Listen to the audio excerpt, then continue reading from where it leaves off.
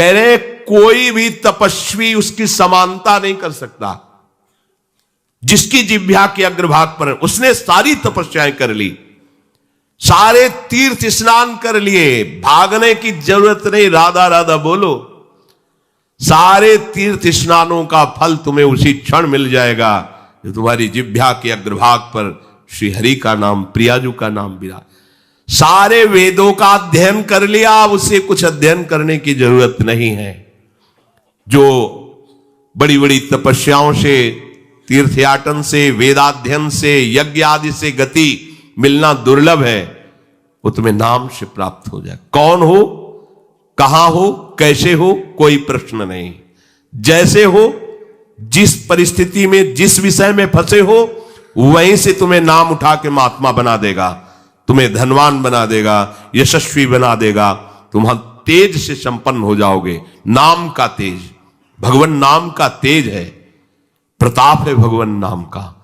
एक बार नाम आप बसा के तो देखो हृदय में, जोर से आलाप लोगे नाम का, प्रकृति का परिवर्तन हो जाए। अरे स्वामी का नाम है, सुमिर पवन सुत पावन नामू अपने बस करी राखे।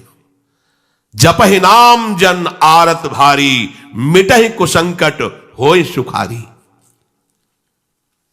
इदम ही पुंसस् तपसः श्रुतस्य वा, स्विष्टस्य सूक्तस्य च बुद्धि दत्तयोः, अविच्युतोऽर्थः कविभिर निरूपितो यदुत्तम श्लोक गुणानुवर्णनम। बड़े बड़े वेदनिष्ठ ब्रह्म ऋषियों ने निश्चय किया है कि भगवान के नाम का निरंतर जप, गुण कीर्तन, इससे बड़ा कोई तप नहीं है, कोई वेदाध्ययन नहीं, कोई यज्ञ नहीं, कोई ज्ञान या कोई दान इससे बढ़कर के नहीं है। बस प्रभु के नाम में तुम्हारी प्रीति हो जाए। ये कलिकाल किसी को बख्शेगा नहीं, अगर नाम जप नहीं तो बुद्धि को भ्रष्ट कर देगा। इसका प्रभाव है कपट, चतुरता, बेईमानी और पापाचरण में रति, इसका प्रभाव है। कली इन दोषों से संपन्न है, पर एक इसका महान गुण है, जिसकी जिह्वा पे प्रभु का नाम होगा, इसके कोई भी दोष उसका स्पर्श नहीं कर सकते, और कली स्वयं भयभीत हो जाता है जिसकी जिह्वा पे नाम है। इसकी एक बड़ी प्रशंसा है, 10,000 वर्ष तपस्या करने पर जो फल मिलता है, 24 घंटे निरंतर नाम जप करने से मिल जाएगा। कलयुग की ये विशेष महिमा है। हम लोगों को भगवत प्राप्ति बड़ी सहज है। दाहिने पैर के अंगूठे के बल हाथ उठा के ऊपर से बोले कितने हो, 10,000 वर्ष, ऐसे 10 सेकंड नहीं खड़े हो सकते अपने लोग, नहीं, दाहिने पैर के अंगूठे के बल हाथ उठा के 10 सेकंड नहीं खड़े हो सकते। और वो अवश्य भगवान की प्राप्ति की बात नहीं कही गई, वो अलग अलग कामनाओं की अलग अलग लक्ष्य। 24 घंटे नाम कीर्तन करने से वो फल प्राप्त हो जो उनको 10,000 वर्ष ऐसे करने से। कलयुग का बड़ा प्रताप है। जो तुम स्वार्थ की पूर्ति चाहते हो या परमार्थ की पूर्ति चाहते हो या तुम रोग का नाश चाहते हो, तो एकमात्र उपाय है भगवान के नाम का निरंतर जप करो। निरंतर शब्द में बड़ी कठिनता है, महात्मा जन इसी का प्रयास करते। अव्यावृत भजनात्, ये सिद्ध अवस्था है निरंतर भजन। आपसे निरंतर ना हो तो थोड़ी थोड़ी देर में स्मरण करने का अभ्यास बना लीजिए। एक बार सत्संग में कि अगर 5 मिनट में एक बार राधा बोल दो, कि हर 5 मिनट में एक बार राधा बोलना है, राधा 5 मिनट फुर्सत करो, चिंतन या कार्य जो कर रहे हो, पर 6वां मिनट न लगने पावे फिर 5 मिनट राधा। एक दिन आप देखना निरंतर नाम चलने लगेगा। इससे विषयों के प्रति जो आसक्ति है वो एक बार तो बढ़ेगी।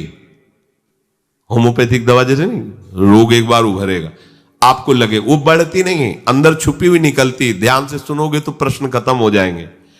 अपने लोगों के प्रश्न रहते हैं, जब भजन में बैठते हैं तो बड़ा मन चंचल होता है, बड़ी गंदी बातें आती हैं, ये वो हम भी कह रहे हैं। जब आप नाम जपना शुरू करोगे तो पहले आपको जलन होगी, आपके अंदर ये विकार दिखाई देंगे, पर ये आते नहीं हैं, ये जाते हैं। धीरे धीरे इनका शमन हो जाएगा। और जब कभी आपको ऐसा लगे कि अब नाम जपने में हमारा एकाग्रमन नहीं हो रहा, तो बहुत सुंदर उपाय है, ताली बजाकर नाम कीर्तन करने लगो। अपने को विजय प्राप्त करना है मन पर और विषय भोगाभ्यास पर। और ये ऐसा नहीं कि ये नाचना गाना है सब, ऐसा नहीं, इससे भगवान की प्राप्ति हो जाती है। जितने बड़े बड़े महान भक्त हुए सब नृत्य करते थे। मीरा जी रात रात भर नृत्य करती गिरधर के सामने। नरसिंह मेहता की करताल प्रसिद्ध थी। 4 भक्त साथ है, करताल लेकर नाचते, गोविंद रीझ जाते हैं। जहां कहीं 4 भक्त मिलकर कीर्तन करते होते हैं, नृत्य करते होते हैं, उन्हीं के बीच में गोविंद भी नाचते होते हैं। हमारी अभी दृष्टि मायाकृति, इसलिए हम देख नहीं पा रहे। प्रह्लादस्तालधारी तरल गतितया चोद्धव कांस्यधारी वीणाधारी सुरसिंह स्वर कुशलतया राग करतार्जुनो भूत इंद्रो वादीन मृदंगम जय जय सुकराह कीर्तने ते कुमारा यत्रागे भाववक्ता सरस रचनया व्यास पुत्रो बभूव। एक बार इन बड़े भक्तों का मिलन हुआ। श्री प्रहलाद जी, उद्धव जी, नारद जी, सनक सनंदन जी, सुखदेव जी आदि। अब इतने बड़े महापुरुष एकत्रित हुए तो बोले भगवान को बुलाया जाए प्रगट में। बोले एक ही उपाय है, मद भक्ता यत्र गायंती तत्तिष्ठाम। नारदा नारद जी ने कहा भगवान वहीं आ जाते। तो श्री प्रहलाद जी ने ताल देना प्रारंभ किया। ये भगवान को बहुत प्रिय है। अगर आपको कोई संगीत नहीं आता तो भगवान का प्रिय संगीत है ये, राधा राधा राधा राधा राधा। ना किसी की जरूरत है और ना किसी के सहयोग की। ले भाई ढोलक हारमोनिया अगर नहीं बजा लेते, कोई राग नहीं आता, हम कह रहे कोई राग नहीं, राधा राधा राधा राधा ताल की, ये हमारा ताल बज रहा है। ये बहुत बहुत ही काम की बात है। आप मान लीजिए, आपको मन लगाने के लिए बहुत बढ़िया उपाय और भगवत प्रसन्नता का बहुत बढ़िया उपाय। जहां आपका मन न लगे, शुरू आप देखना मन लग जाएगा। उद्धव जी ने मंजीरा उठाया।